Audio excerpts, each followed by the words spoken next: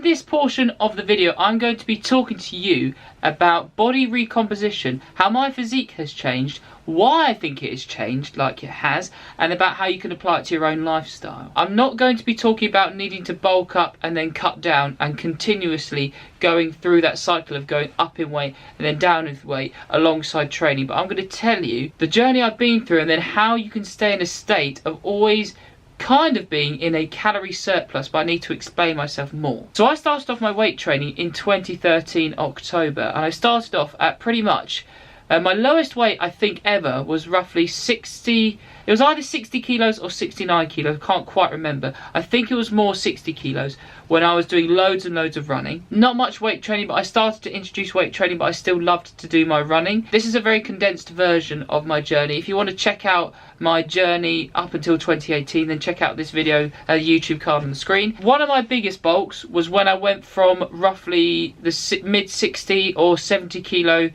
body weight mark up to 89 kilos as a top weight, pretty much hitting the 90 kilo mark, so I wanted to hit 200 pounds.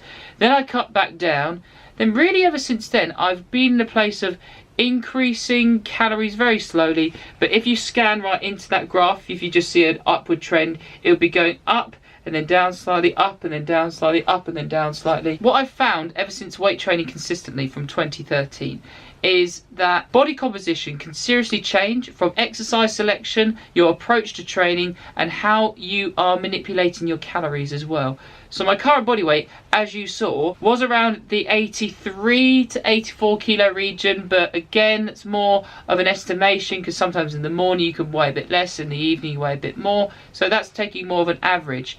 And then my body weight now, when I weighed the same weight a few years ago when I did that big bulk, I look significantly different to what I did now, and that's obviously because I've done a lot more consistent weight training since then. But what I did really is when I went all the way down with my body fat percentage to about 8%, then I had that amount of calories that I was on, and I think my lowest calories would have been around the 2000, high 2000s, maybe low 3000s mark, because I was doing cardio alongside the weight training. And then I've just slowly stepped up calories and then brought them back down when I wanted to reduce my body fat a little bit, then gone back up again. But what I've found is that if you do it slowly and progressively, then that's much better than doing any big jumps. Because typical bulks, people jump up 1,000 calories, or deficits, people are eating say 3,000, they jump down to 2,000. Take it really slowly so the body has time to adapt. So what I've done, I'm doing very brief like simplification here, but adding in 100 calories and then staying there for a little while, for 2 to 3 weeks, then adding another 50 calories, and I've usually done 50 calorie increment changes and then assessed body composition after 2-3 weeks. When I've got to a point where I'm finding maybe my performance is going down a little bit, I'm feeling a little bit sluggish, then I've taken calories down ever so slightly. The point I'm at now is that I'm roughly 83-84 kilos. I'm feeling pretty strong with my muscle ups and gymnastics. I want to get stronger at gymnastics movements, but I'm actually finding that as I'm improving technique with movements and my body weight is going up ever so slightly, then I'm actually seeing an improvement in gymnastics, even though you'd think you'd see less of an improvement because your body weight is going up.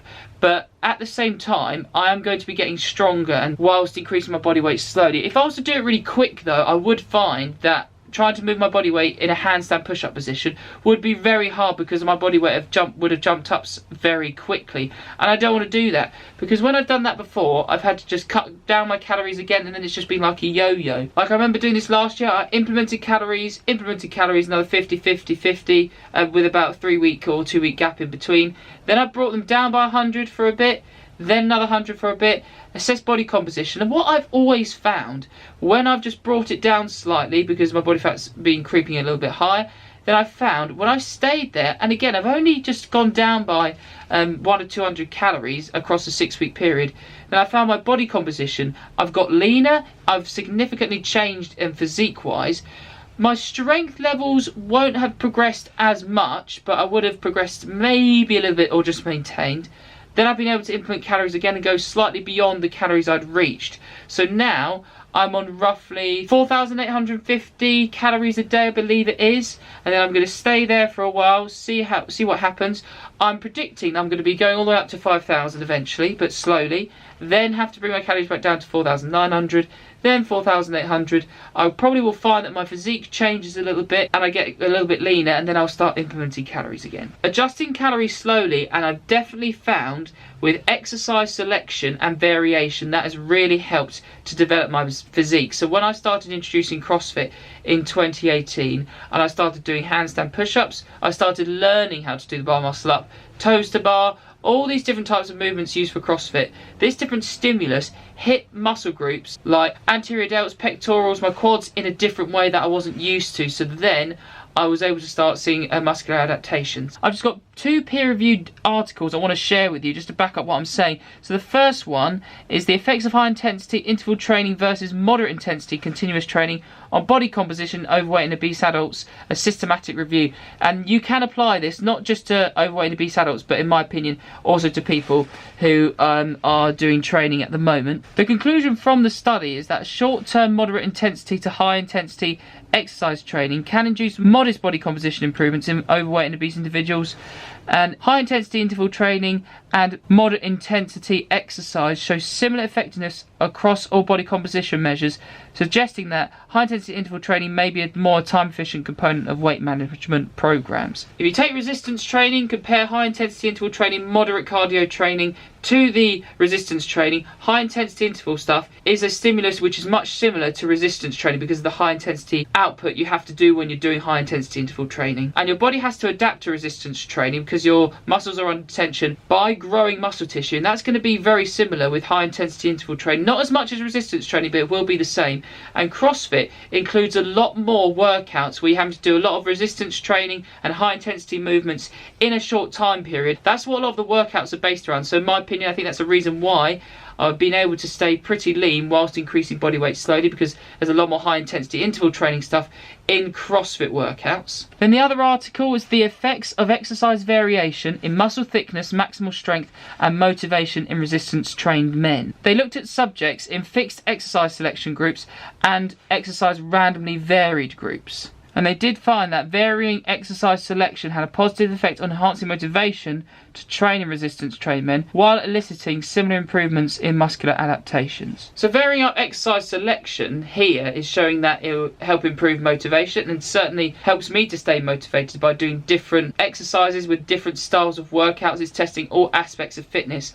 But also, you're going to be hitting muscle groups with different exercises in different ways. So if you're doing a handstand push-up, that's going to be hitting your anterior deltoids and your rear delts in a very different way compared to doing a barbell overhead press. They're similar, but it's still going to be doing it in a different way. If you want to check out more information and scientific research, I'm going to link some stuff in the YouTube description just so you can look for yourself and then see what I'm talking about. In the gym programs and the home workouts I'm currently doing because of lockdown, I make sure that I vary up the different styles of workouts, the length and times, duration, exercises included within workouts to make sure motivation stays high for people who are currently doing training at home. If you do have any questions about this, because it's quite a complex subject, then please do get in touch with me on Instagram. My Instagram link is in the YouTube description, at Fat Loss Nutrition Coach. And I am going to be coming out with a free exercise program that you're going to be able to download for free very soon. I'm just currently working on that. Thanks again for watching. It's always good to have you. Have a great rest of your evening,